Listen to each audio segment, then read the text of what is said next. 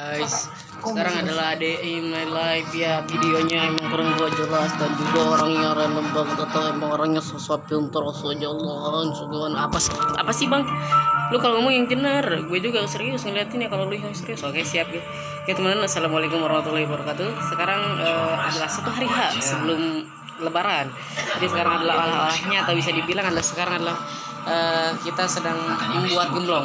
Oke, kita telusuri gimana gemblongnya. Oke, kebetulan ini orang yang selalu membesarkan sepenuh hati dan juga sekuat tenaga dan juga memiliki ambisi yang kuat agar gue bisa menjadi sukses ya, gue bisa menjadi sukses dan juga tidak seperti mereka, intinya melebihi ya, karena guru yang hebat telah guru yang mampu mendidik muridnya menjadi lebih hebat dari dirinya. Inilah sekarang gue ini Bapak Mansuri, ini gimana. Walaupun mereka nggak akur, tapi dua-duanya memiliki kesamaan, yaitu ingin membuat anaknya bahagia dan sukses. Ya, saling mendoakan. Ini memberikan prakteknya, memberikan ramuannya. Ini memberikan imun tinggi tubuhnya menggunakan jalur langit, jalur yang paling atas. Yang satu itu orangnya suka beribadah, yang satu enggak. Namun yang satu orang yang suka beribadah jarang bersyukur, namun yang satu walaupun nggak beribadah selalu bersyukur gitu. Ya agak aneh tapi ini nyata. Oke.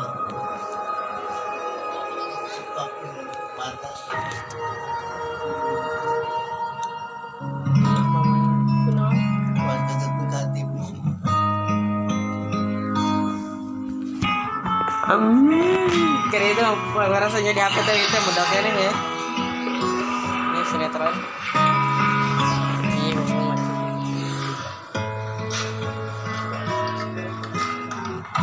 Kalau gantung kali. Oke. Proses pembuatan gemblong di sini. Senangan. Tapi emang mak, Bang Baras lagi mentas ngobrol jeung budak leutiknya Bang Baras doang ngalit doang awuran teh doang medok teh Bang Baras. Dong seakan-akan lagi jadi ya lain sih doang bersih teh gitu banget nah. Kan amun ngobrol jeung kalau lot mah galdenya dong loba jerawatan amat. Mun jeung budak leutik kok doang bersih tiba-tiba. Ngaca ge makanya tadi aing ngaca jeung mah kok doang saro jeung mah jerawatan teh. Meureun. Budak leutik bukan bersih. Bersih hatena, bersih pikiranna, bersih juga tujuanna. Kedosan tujuan lagi yang bahagia, dia budak leutik mau pemacarana. Dong sidik yang bahagia, cokot nope, cokot iya. Oke, saatnya kita mentutup.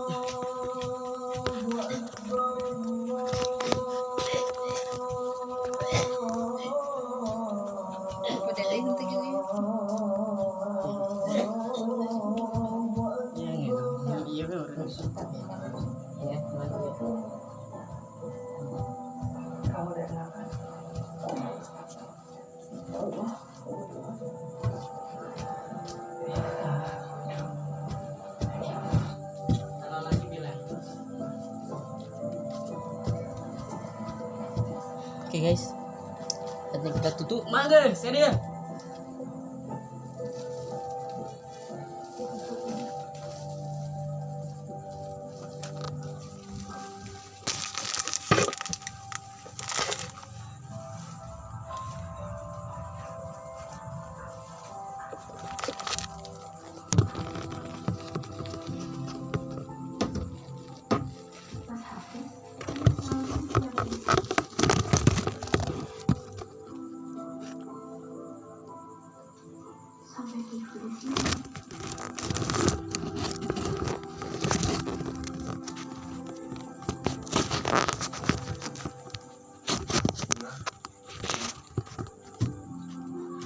Raga mau kira-kira? Si Raga lagi nyanyi.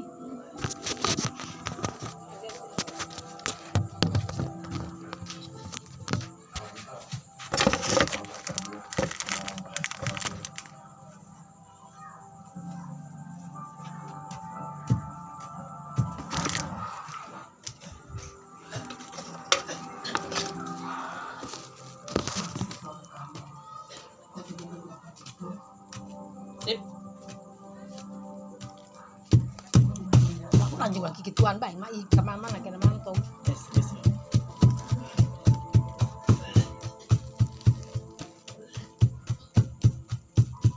Oh lihat tuh lah.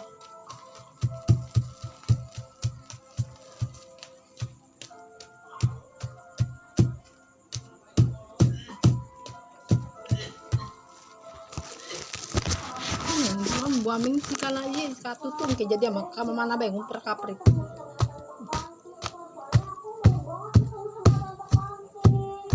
Iya pindah kana kali guys.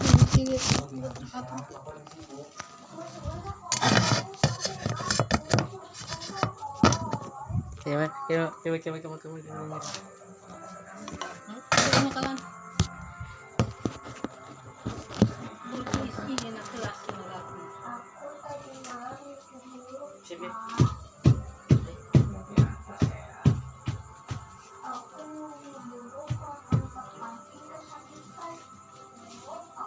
Nah, saatnya beraksi.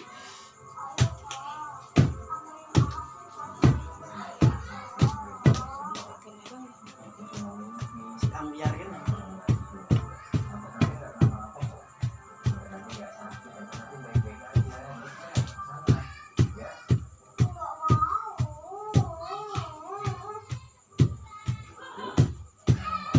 Ini yang lain.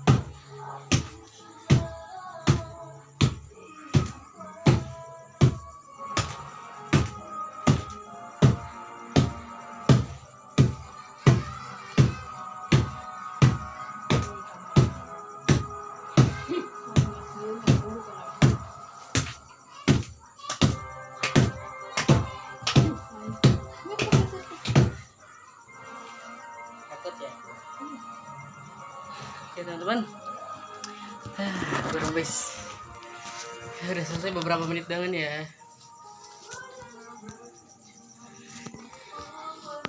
Bentar mang, kes mak. Mau tutuan di, udah tutuan di. lanjut part terakhir ya. Hiji, dua, tiga, baik. Mana? Hiji, dua, tiga, empat, lima.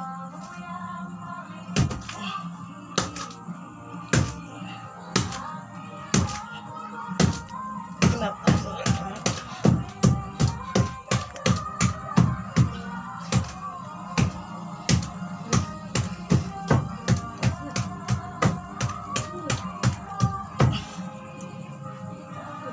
Benar, Mak?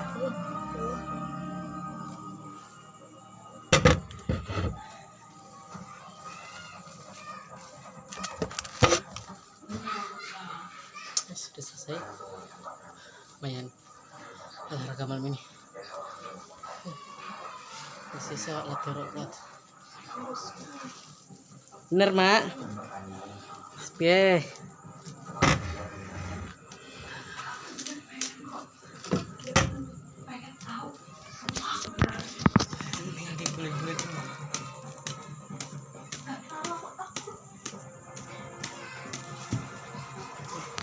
Nanti jadi kayak gini guys.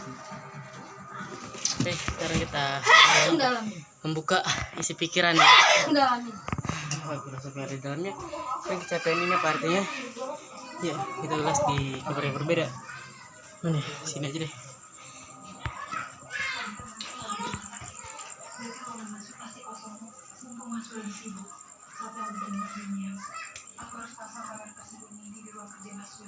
Ada kaca. Oke. Ini udah dicampurin cairan Pak di dalam tangkinya Pak. Yang benar Mas. Bahan bakar ini udah dicampur Kita dengan nyalain kipas. Jadi dia yang bekas mobil saya. Kurang ajar. Dua ini. Aku minta maaf sama kamu ya. Aku pulangin waktu kali ini. Hei teman-teman, Soalnya tadi ada sedikit musibah. seperti biasa ya. Aduh, kali ini kita tiduran aja, oke? Terus Nina gimana? Pasti dia panik Dengan dalam banget ya, Mas. kecapean. Kita langsung jemput Roy aja ya ke rumah sakit. Nggak perlu santai. Gini guys. Si kalender tuh ya benar-benar nyebelin tau gak? Bisa-bisanya dia ninggalin aku di pre-wedding sendirian.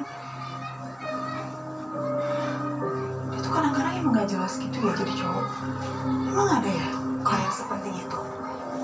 Sampai-sampai dia bisa ninggalin pre-weddingnya sama aku demi klien itu. Ini waktunya aku bikin skandal. Semua rekaman ini akan aku kirim sebagai kado pernikahan untuk Irish. Bayangkan semua ini muncul di proyektor dan dilihat semua orang di pesta itu. Pasti semuanya bakal kacau. Oh, tindakan ini dimulai dari pagi hari yang dimana ada seorang ponakan yang bernama Muhammad Lutfiansa ya ingin mengantarkan fitrahnya kepada gurunya yaitu Ali. Mungkin di masa depan akan menjadi Ustaz Ali ya, penulis abahnya itu Abah Udin yang memimpin pondok Babu Salam dengan 3 anaknya. Sebenarnya ada banyak, cuman gue agak harus menjelaskan semuanya karena itu gak terlalu juga untuk topik kali ini. Karena topik kali ini ialah ketika kamu sudah punya kunci. Ini langsung skip ke menit 13 yang nanti gue kasih tahu. Kalau kamu sudah punya kunci ya, seperti yang gue jelasin di video sebelumnya, kamu tinggal perlu membuka dan memberikan kebebasan kepada diri kamu. Karena terlalu banyak menutup itu, apalagi tidak membuka diri untuk hal yang positif tentunya ya, tidak membuka kepada hal yang negatif, karena itu malah semakin menutup lagi. Nah, menutupnya itu teman-teman, ketika sudah punya kuncinya kemarin ya, tinggal dibuka dan dibebaskan. Jadi si otak pikiran ini bukan bergerak atas tujuan emosi pada satu saja gitu, tapi satu secara keseluruhan yang dirangkum bisa menjadikan itu sebuah pandangan, mau itu pandangan matematikawan atau pandangan fisikawan, geografi atau ekonomi.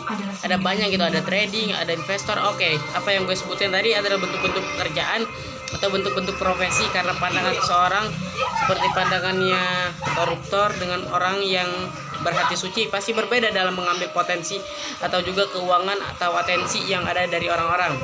Ya teman-teman, ketika sudah punya kunci, bukalah kebebasan. Dan juga saat itu gue sudah mulai membuka pandangan ya, mengantarkan adik atau ponakan digelutkan kepada Ali, dan di situ sekalian ketika sudah memberikan beras dan juga memberikan sedikit uang ya, gue gak tahu berapa, tapi intinya fitrah aja, fitrah. Ketika sudah fitrahnya diberikan ya itu, oke, mohon maaf kalau agak bising karena ini yang benar bising. Kayaknya udah nggak terlalu nih, kita pindah studio. Oh nggak butuh transfusi darah. Udah ya, kamu.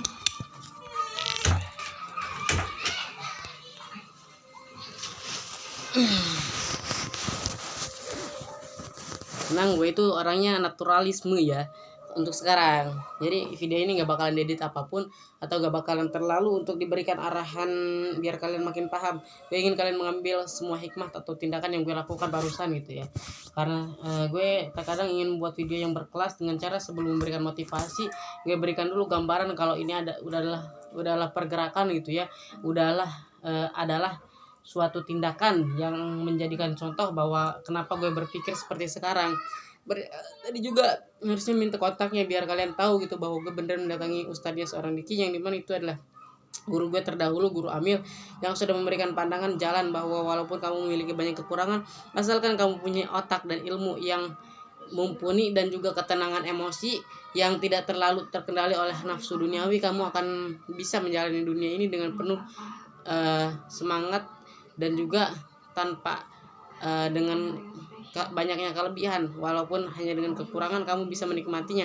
Sama seperti guru Sidiki yaitu Ali, beliau memberikan arahan kepada gue dengan penuh ketenangan gitu ya, walaupun tadi gue bilangnya ada banyak itu buat gue nggak salah kata, nggak salah kaprah ya, walaupun emang sebenarnya banyak orang seperti Maudy Ayunda atau orang-orang hebat seperti Timothy Ronald tidak menggunakan kata tapi gue juga usahakan tidak menggunakan kata Nah teman-teman semua, jadi di situ gue atau Muhammad Egi Noviansyah ya ngobrol dengan gurunya Diki yaitu Ali.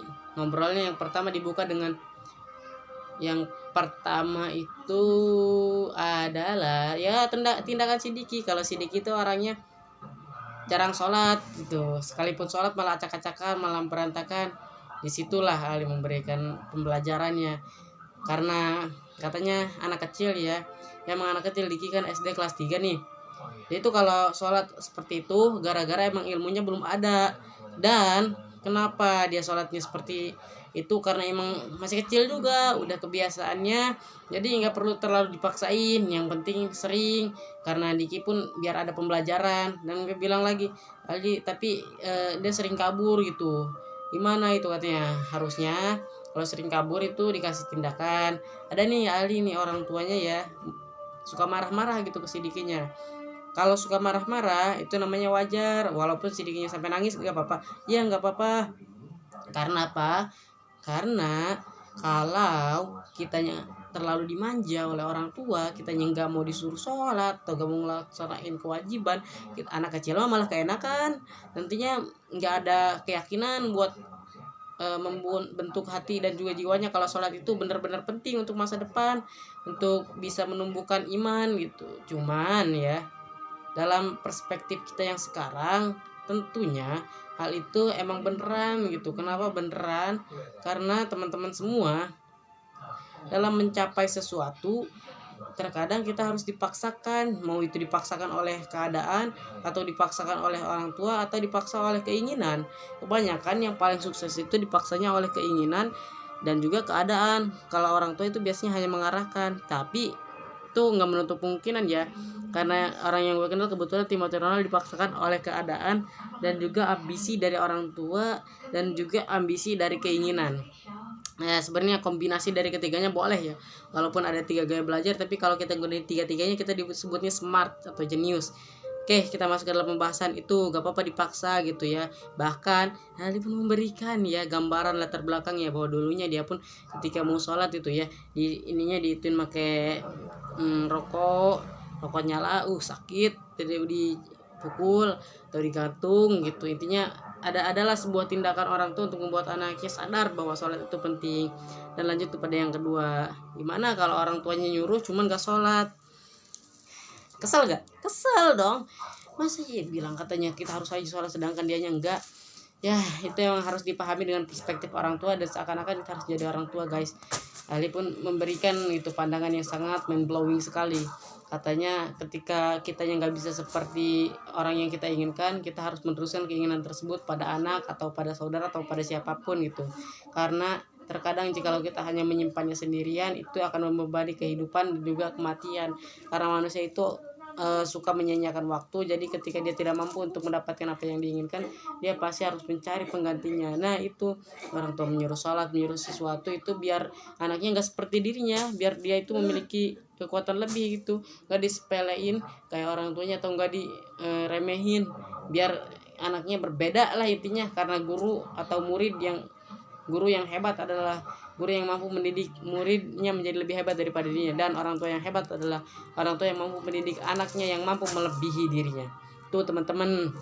Lalu gue pun bilang gitu, kalau semisal nih ya kitanya ada rasa kesel dan juga kitanya ada rasa nggak pengen nurutin, gimana itu, katanya nggak apa-apa. Sebenarnya bukan berarti itu memperbolehkan segalanya, tapi ini kan ada pembahasannya tadi kan ya. Jadi gini Gi, kalau semisal kitanya kesel, itu gangguan setan. Kenapa? Setan itu membuat hati kita itu suzon itu artinya membenci gitu pada sesuatu hal yang berakibatnya pada kebaikan. Jadi gimana pun caranya kita harus menetapkan bahwa mau apapun arahannya, kalau demi kebaikan itu husnuzon ya, selalu berbaik sangka. Karena kalau kitanya berbaik sangka, insya Allah semuanya akan datang tanpa kita sangka-sangka. Mau itu rezeki, mau itu harta melimpah, atau mau itu keyakinan, mau itu semangat. Dan gue pun dapatkan semangat, keyakinan, harta walaupun gak banyak, tapi cukuplah untuk makan gitu ya. Makan nggak terlalu gak punya kosong gitu, enggak. Nah teman-teman semua, cuman ya kita tarik kembali nih dari obrolan tadi itu kan baru setengah ya, bahwa ketika kita memikirkan yang terburuk gitu, biasanya terjadi yang terburuknya. Karena walaupun gue udah jelasin di video sebelumnya, kita itu harus berpikiran baik, yaitu pemikiran yang merencanakan terburuk demi bisa mempersiapkan yang terbaik. Tapi itu susah gitu, nggak semua orang bisa seperti itu. Karena gue pun sebenarnya kayak gitu, cuman yang kayak gitu cuman pikiran gue doang, omongan gue berbicara gitu tentang adanya kekurangan, tentang tidak bisa mengambil keputusan, tidak bisa mencari aksi gitu, hanya bisa basa-basi. Tapi otak gue paham gitu, apa yang gue omongin itu nggak sepenuhnya benar gitu. Kadang aksi ada yang gue lakuin, cuman dilupain gitu, hanya gara-gara gue tidak mampu untuk memperbanyak aksinya gitu. Padahal walaupun sedikit apapun pergerakan itu kadang itu yang merubah hidup kita. Karena walaupun banyak pergerakan, kadang itu hanya pergerakan yang melelahkan gitu, nggak ada fungsinya, hanya berputar-putar dari lubang-lubang yang kamu udah tahu bahwa lubang itu di bawahnya ada tai, atau di bawahnya ada kotoran, atau di bawahnya ada sesuatu yang tidak mengenakan gitu ya.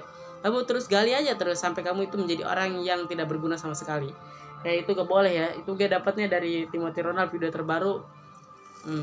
Kesalahan-kesalahan yang seandainya gue ketahui di umur 24 tahun, padahal dia udah jadi triliuner ya. Udah gak apa-apa. Gue lanjut nih ya.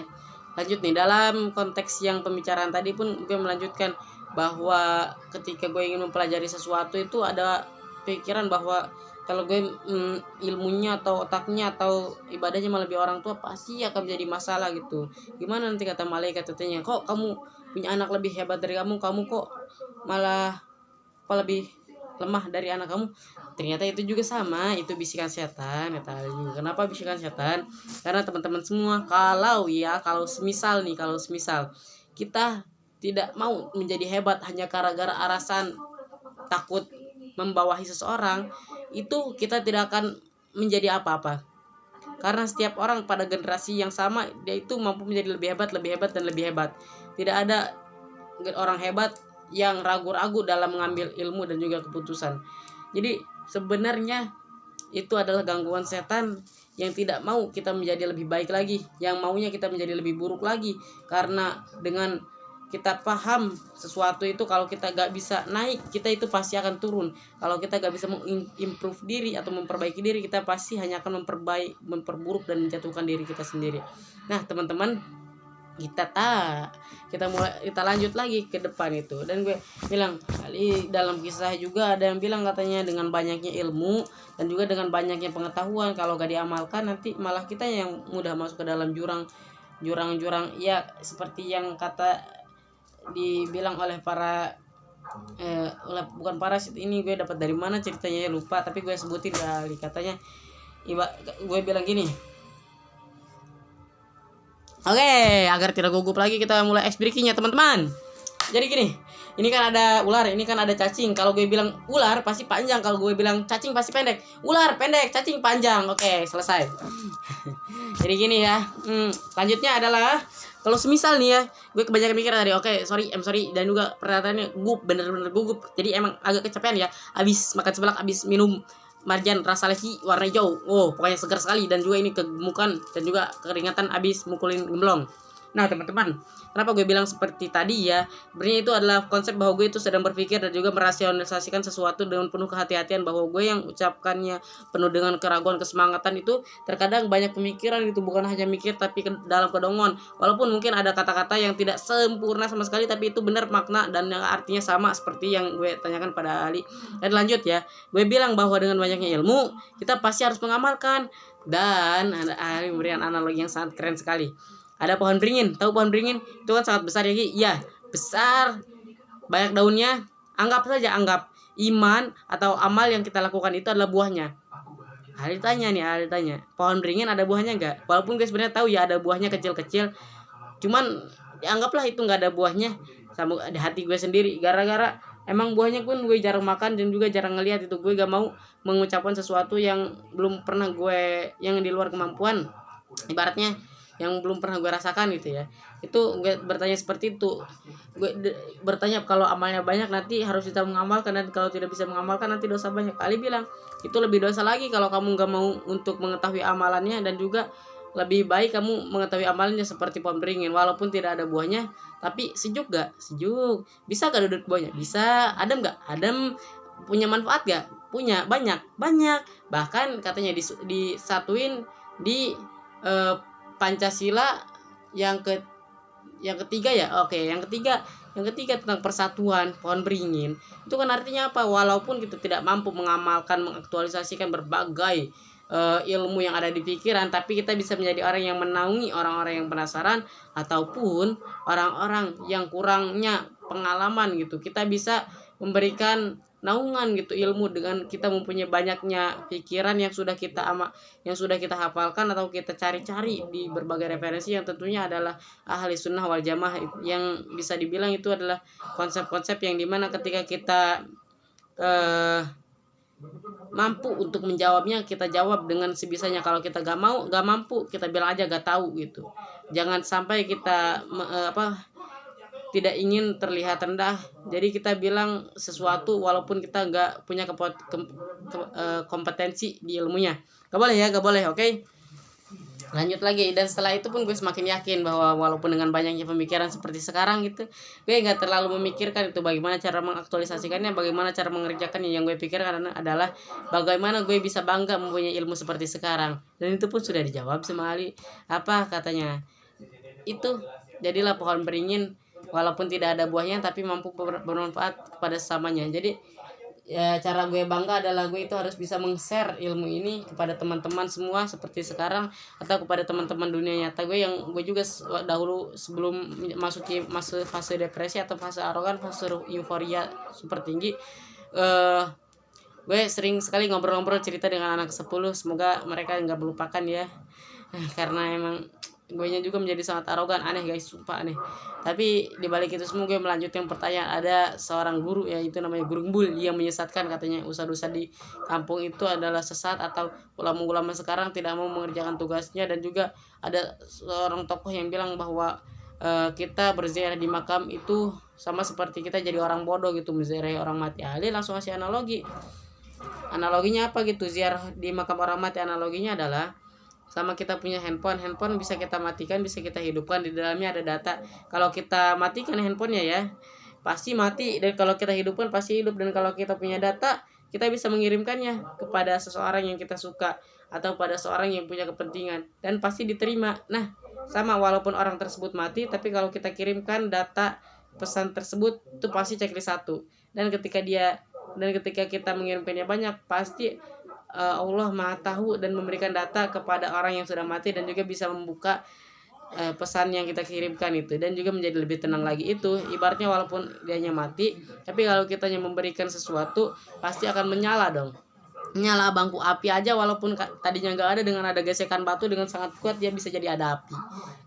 Internet dengan berbagai ilmu pengetahuan dan juga pikiran yang disatukan bisa menjadi internet. Lampu dengan banyaknya 1001 kegagalan Thomas Alva Edison, atau 1101 mungkin, dia bisa membuat lampu bohlam, walaupun banyak orang yang bilang yang membuatnya adalah Nikola Tesla atau siapapun itu gak penting, itu gak terlalu dipikirkan, karena mau bagaimanapun Alva Edison yang tidak punya pemikiran seperti itu dia bisa menjadi penemu dan dikenal di berbagai buku. Itu membuktikan bahwa ada ilmu manipulasi di dalamnya, yaitu manfaatkanlah orang lain agar kamu bisa naik ke tahta yang tinggi. Namun sayangnya gue adalah orang yang naif, tidak mampu menggunakan kalimat-kalimat dan juga mengaplikasikan amalan seperti itu, tidak seperti gue yang dulu. Gue yang baru semester 1 yang penuh dengan keadaan euforia, yang begitu sangat semangat, yang bisa menganggap semua orang itu sampah, dan juga orang itu orang yang tidak berguna sama sekali. Gue yang tidak seperti itu sekarang adalah orang yang mampu menganggap manusia itu adalah manusia, dan juga pertemanan itu sangat penting dijaga, dan juga sesuatu yang mudah datang pasti akan mudah hilang. Oke. Sesuatu yang ada di sekitarmu. Nah, untuk penutup pada acara kali ini adalah kata-kata ini, guys. Dengarkan baik-baik, boleh? Oke. Hargailah seseorang atau sesuatu yang sekarang kamu rasakan dan sekarang ada di hadapanmu. Jangan sampai kamu merasakan ketika sudah kehilangan, karena itu sungguh menyedihkan dan juga membuat kamu masuk ke dalam lubang kekecewaan dan keterpurukan yang begitu dalam. See you next time. Kita ketemu pada masa-masa yang akan datang.